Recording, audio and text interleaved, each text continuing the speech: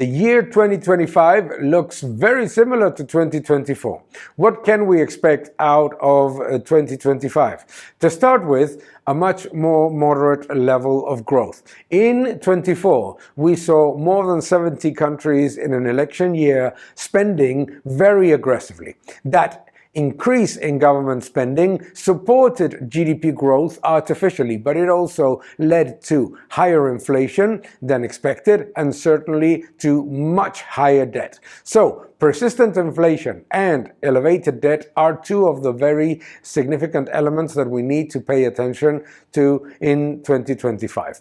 Moderate growth, geopolitical risks, and less support from fiscal policy are going to certainly make the economy rise, but not as fast as some would have expected.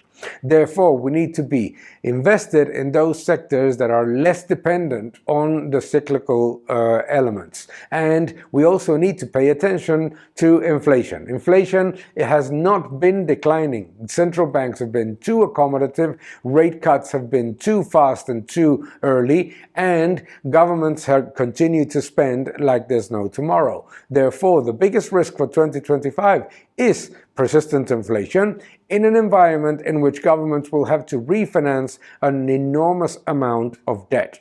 Therefore, the bond market and inflation are two things that we need to look at very, very much in detail in order to assess the risks for the year. However, in terms of macroeconomics, we don't expect a significant recession. There may be a contraction in public expenditures, but not an aggressive risk of a slump in the economy because the productive sector continues to strengthen despite the challenges of inflation and of trade concerns.